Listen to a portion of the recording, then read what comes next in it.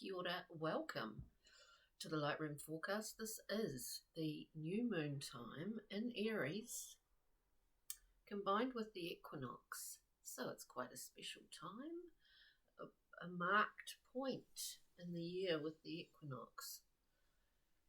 General thoughts on this new moon in Aries with various other things in the planetary sense going on.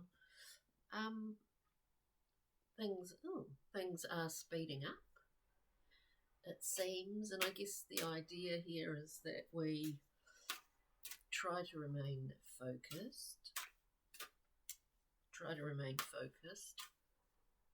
on our lives, on the people around us, on seeing the whole picture yet remaining somewhat detached. It's very healthy too.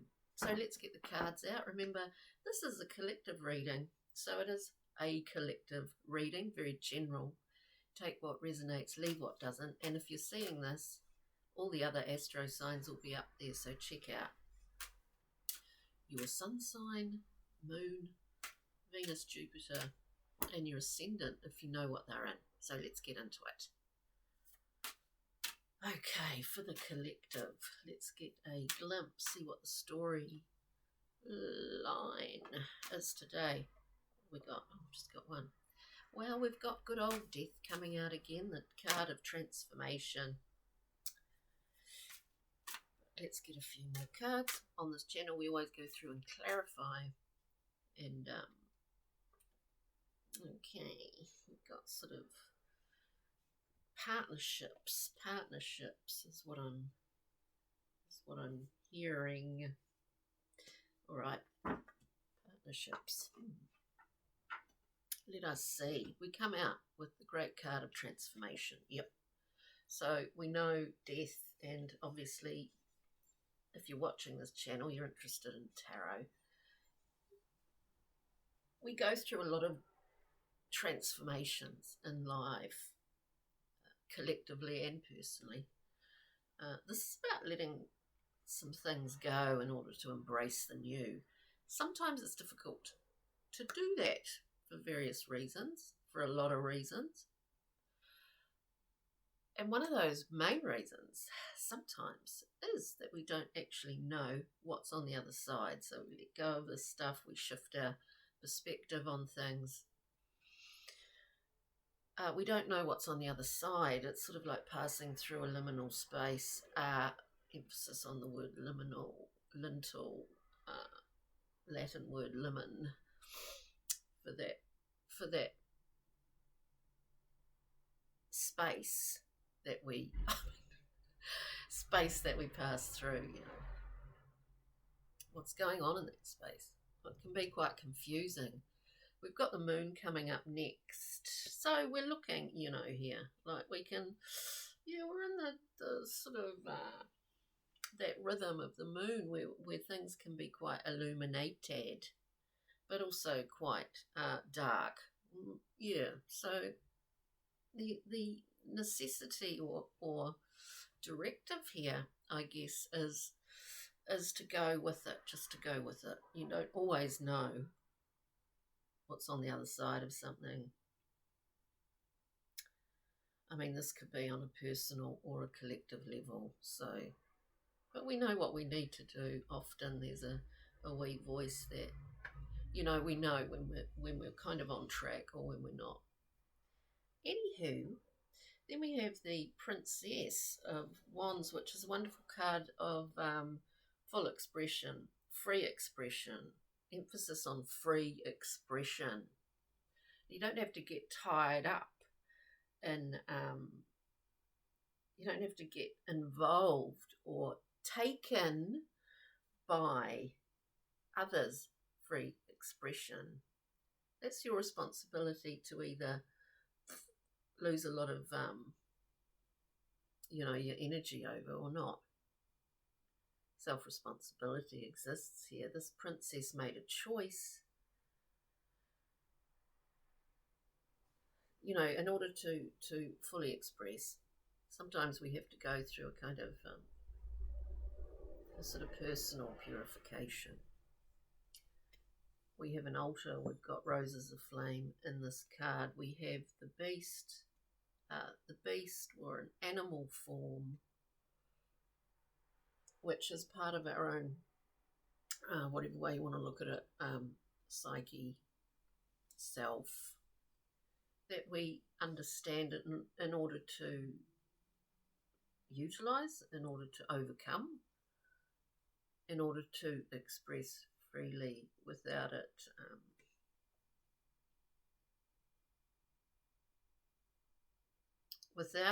actually being attached to anything else, anything external, that is.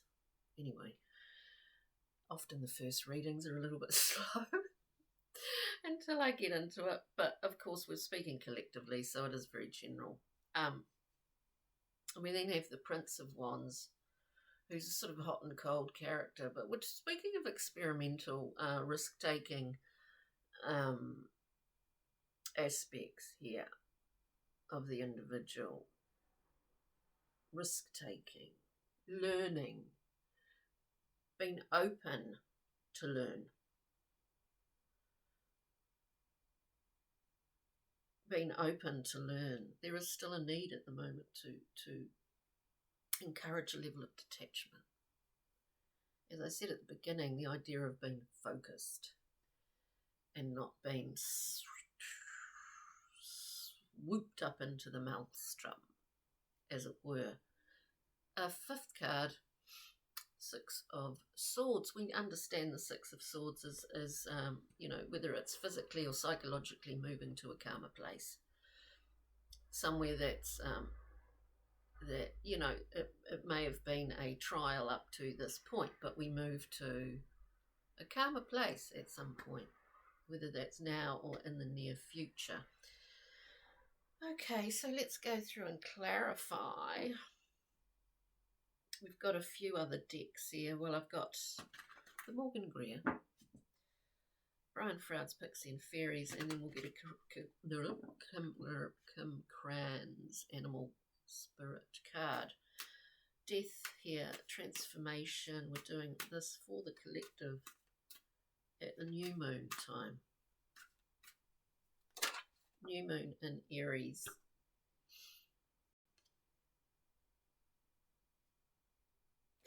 If it's sort of a challenge at the moment to find, to be able to see some positive offerings,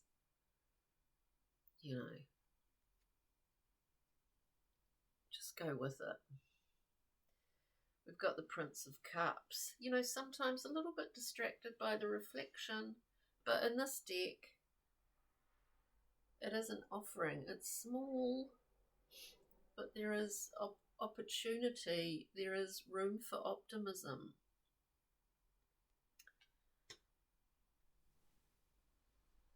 It's like we let things go. It doesn't mean that at some point, we've got nothing left. In a metaphysical sense, we let things go. Look at nature. It's out there all the time. It's doing it all the time. It leaves room, it makes room, it clears a path for new things to come in. No matter how little, small or insignificant they might appear to be. And we don't necessarily want to rely on an ability to project forward, because we can't, really, can we? Let's look at the moon. Or should we get one more for that Page of Cups? We've got the Tower. I mean, we are going through a tower time, I suppose, and it's not the first time that humanity has gone through a tower time, because we're speaking collectively here. Breaking down in order to build up again. It's necessary. It's part of life. And sometimes it can seem quite catastrophic at the time. And sometimes it's just like a natural, something that we expect, or just something that we expect, something that we know is required. looking at the moon, we've got the beautiful moon in the Thoth deck. It is walking through this valley. And I guess at the time of this new moon in Aries, which is all about, Aries like blasting forward. There's a lot of energy. There's a lot of energy out there to make use of at this time. We plant our seeds, go into the darkness. We walk in this card. In an aspect of this card, we walk through the valley, the dark valley.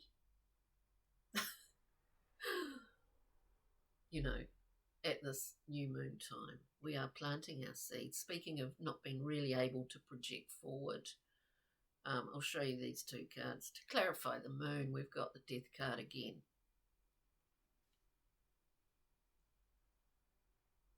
Transformative times. What did I say? Can't project forward. Something like that. Well, we can in terms of planning, and it is a good time to get things off the ground. Now it's a really good time to put those plans in place. Just start, just a little step at a time. Even we've got the Two of Wands to clarify that moon card.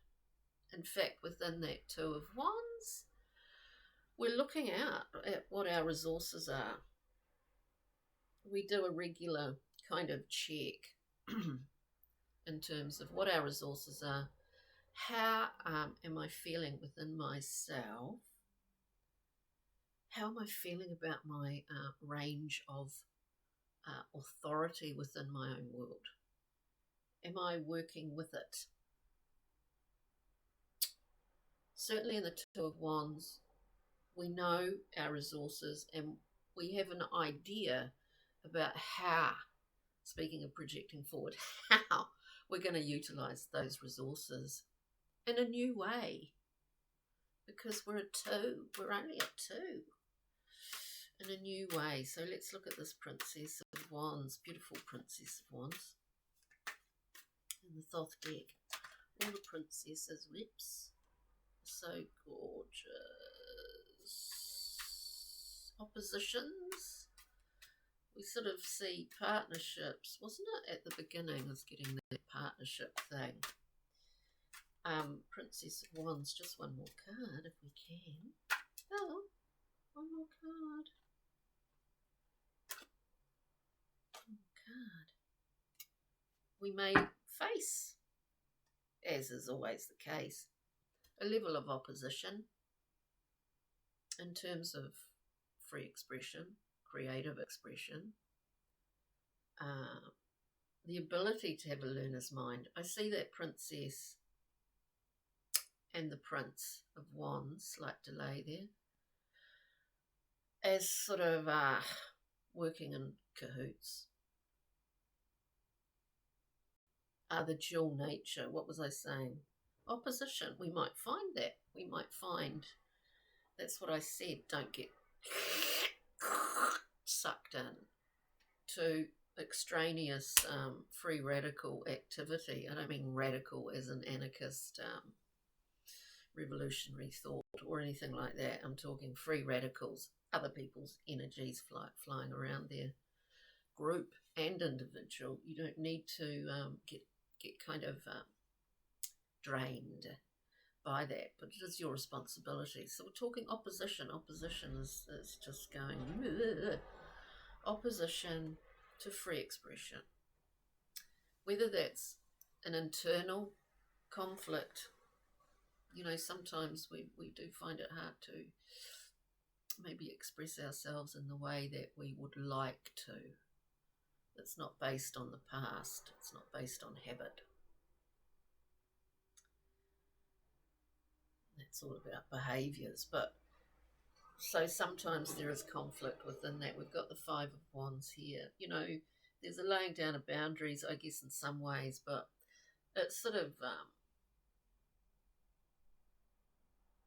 there's a lot under that carpet and actually in it. So when we shake it up and give it a bit of a rattle and and a thwack, thwack, thwack, we see really what does lie within.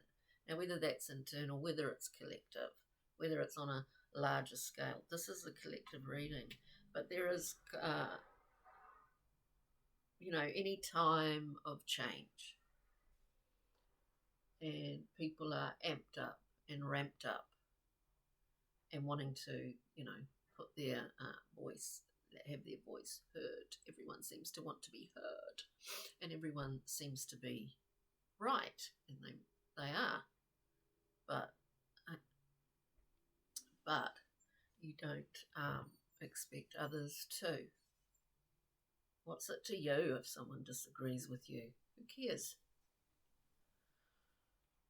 If it's not crucial kind of war situation, or I don't know, like on an individual level. So what? We all have opinions. No one's hurting anyone. That's the main thing, isn't it? Anyway, I digress. Collective reading, new moon in Aries. There's a level of conflict here. That's in the way. That's maybe part of this hurdle that this princess overcomes, or hurdles, a collection of, because essentially it's all about power, is it not? We get the Prince of Swords in this particular Morgan Greer deck.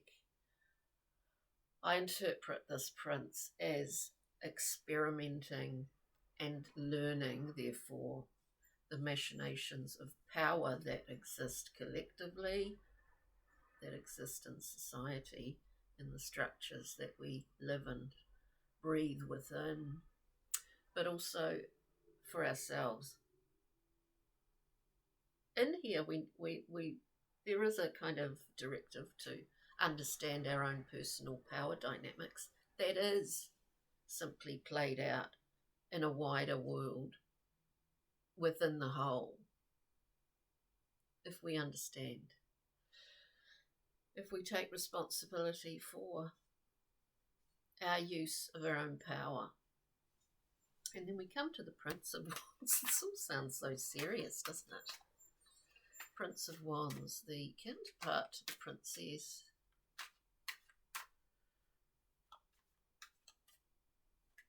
Counterpart to the Princess.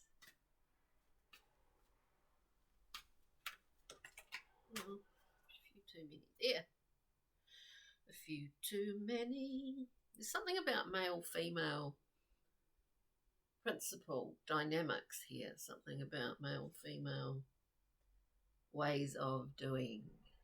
Not that you can generalise, of course.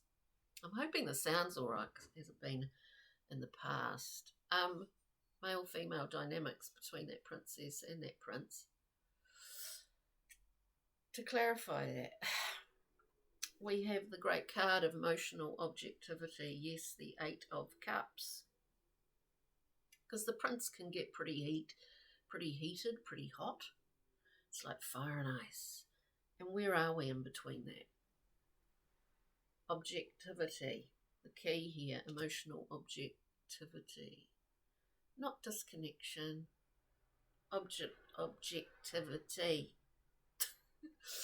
The Empress, all-hearted, nurturing, creative mother essence.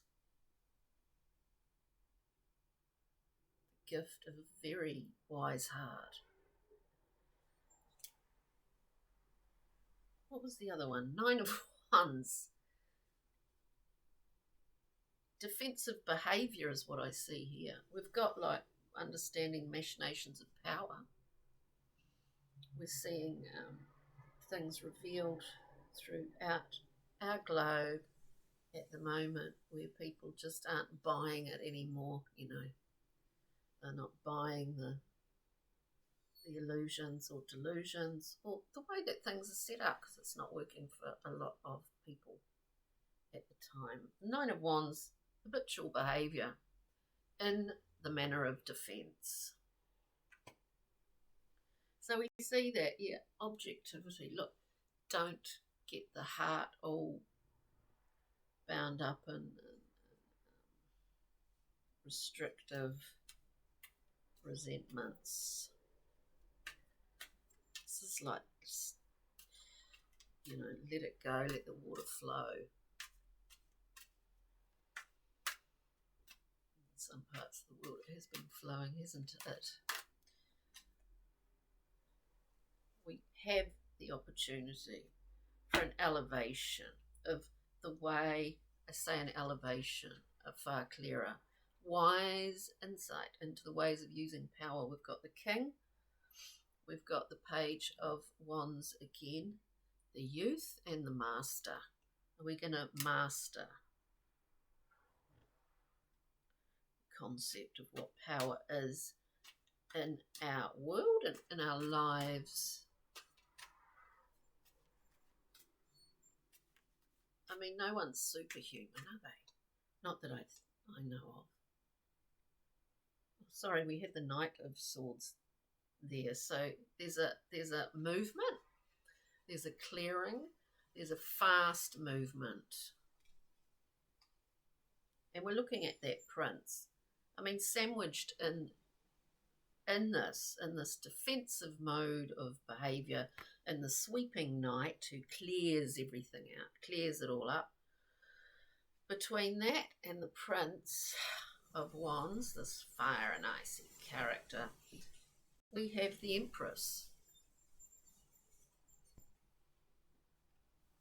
We have the Empress, and then we've got the King. Sorting the chaff out from the oats. Collectively, what have I got here? Let's just look at the Six of, we're taking a bit too long here. Look at the Six of, it seems all about power and letting things go and remaining objective and keeping focused. I would say they're all the main points at this time, but also, and as is often the case, was I saying at this time, it is a great time to get things started, to set the ball rolling. So we're looking at the Six of Swords. I wasn't quite focused there. The Six of Swords.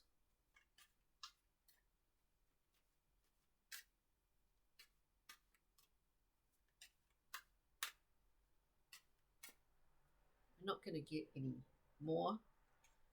We've already got one for the Six of Swords, which is the Ten of Wands, letting go of a burden. What is the burden in your life? Burdens? What is the burden of the world? The age-old question.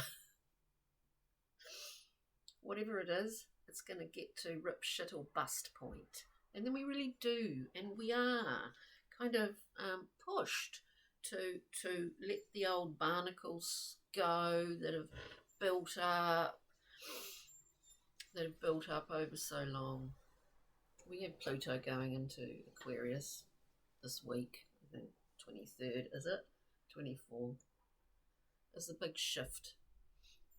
It's going to come into Aquarius, leave again at some point in June, back into Capricorn, and next year, early next year, back into Aquarius for the next 20 years. So that's like, okay, the next 20 years, wow, it's going to be an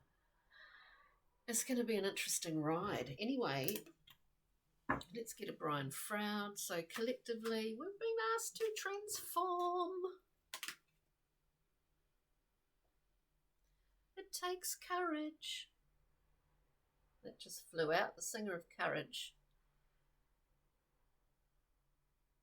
Beautiful, beautiful thing. For some reason today, I often look at this and think, well, it does sort of look like, you know, those sky towers, you know.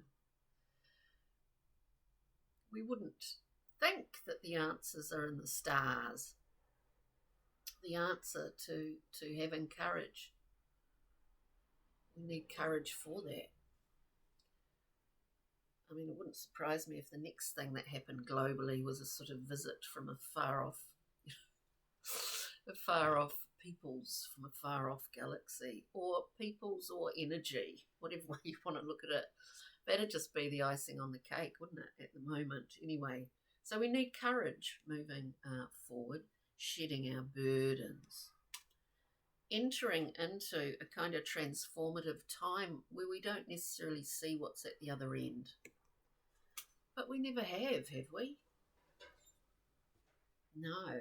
So let's just get Kim Cran's beautiful animal spirit card. They're gorgeous cards.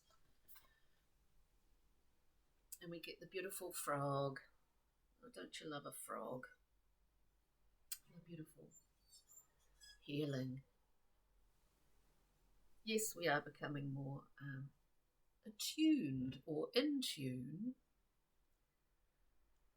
I say that in a kind of on a psychic level, which isn't to say that you're hearing voices or anything. I mean by that your levels of sensitivity, our levels of sensitivity collectively are increasing. And, you know, you kind of need to know how to deal with that. So with the frog, we see this wonderful, you know, the beautiful skin of a frog. We have lots of different frogs here in Aotearoa, but the little green frogs, you know, their beautiful skin is so soft, and it's like a sort of a little membrane, you know, that ability to absorb water, to be cleansed, to let it pass through. As I was saying before, let it flow. And I think that's the key for this collective reading. So on that note, I hope you got something out of this, and do check out the other signs that will be up if you're seeing this on this beautiful, wishing you a wonderful, glorious equinox time in this beautiful new moon all at once. Special, special time. Ka kite. See you later.